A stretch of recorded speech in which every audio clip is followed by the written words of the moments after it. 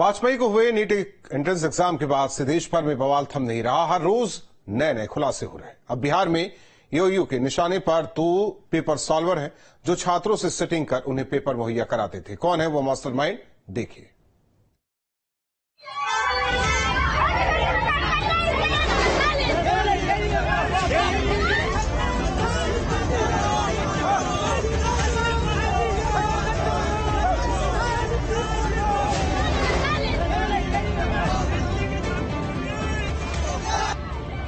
NEET paper leak विवाद मामले में एक तरफ जहां देश भर के छात्र सड़कों पर उतरे हैं, तो वहीं इस मामले में सियासी संग्राम भी जोरों पर चल रहा है। कांग्रेस नेता राहुल गांधी प्रेस कॉन्फ्रेंस करते हैं और बीजेपी को आड़े हाथों लेते हैं, जिसके तुरंत बाद राहुल गांधी के सवालों का जवाब देने के लिए बीजेपी भी मैदान में कूद पड़ती है। सबसे पहले जो शिक्षा का सिस्टम है उसको एक संगठन ने कैप्चर कर रखा है। अपने लोगों को हर पोस्ट पे यही डालते हैं।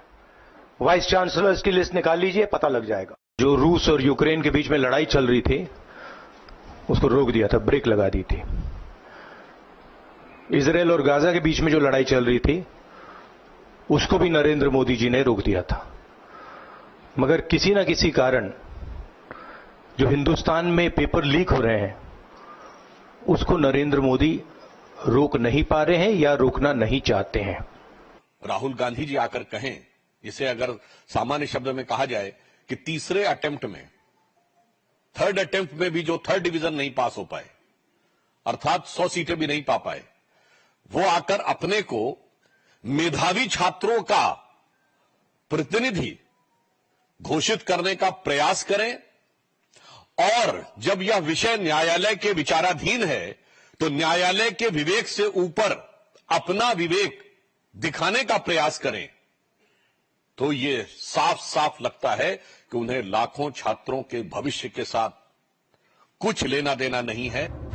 नीट विवाद का ये मामला पूरी तरह से गहरा चुका है। दिल्ली से लेकर लखनऊ और बिहार से लेकर हैदराबाद तक छात्र सड़कों पर हैं। जोरदार प्रदर्शन हो रहा है। कांग्रेस की छात्र इकाई एनएसयूआई 24 जून को संसद का घेराव करने जा रही है।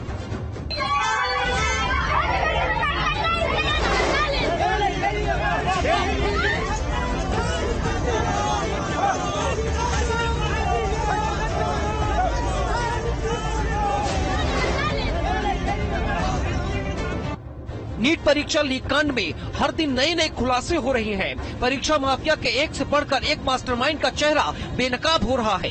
इसी कड़ी में अब सामने आया है सॉल्वर गैंग के 2 और माफियाओं का नाम, अतुल वत्स और अंशुल सिंह। ये दोनों वैशाली के रहने वाले बताए जा रहे हैं। इन दोनों की शह पर ही अमित आनंद और नीतीश कुमार बिहार में प्रतियोगिता परीक्षा के सेंटर में काम किया करते थे।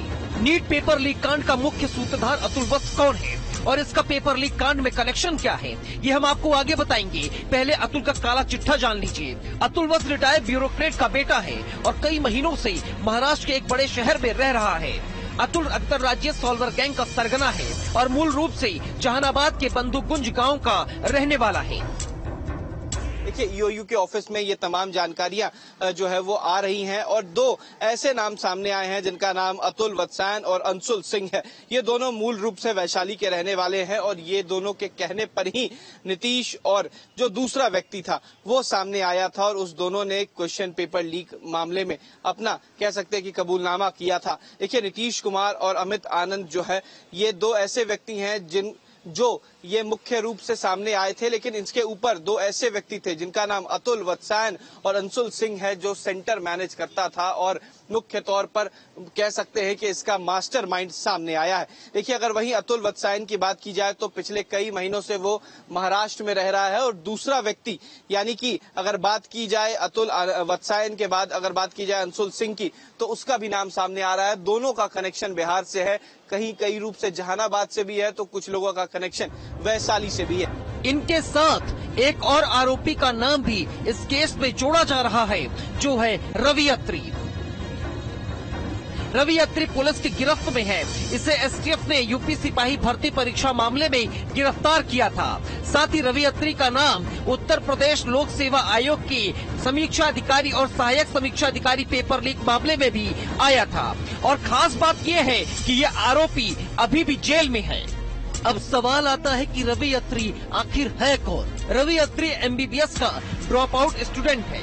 साल 2007 में मेडिकल की पढ़ाई करने के लिए वो कोटा गया था। यहीं से सॉल्वर गैंग के संपर्क में आ गया और सॉल्वर बन गया।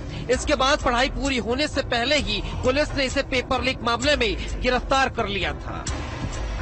पेपर सॉल्वर गैंग 30 से 35 लाख से ज्यादा की रकम वसूल कर पेपर आउट कराता था। इस गैंग ने देश के कई सेंटर्स को ही हाईजैक कर लिया था। बिहार की आर्थिक अपराध इकाई ने सॉल्वर गैंग के मास्टरमाइंड सिकंदर यादवेंदु को गिरफ्तार कर लिया है।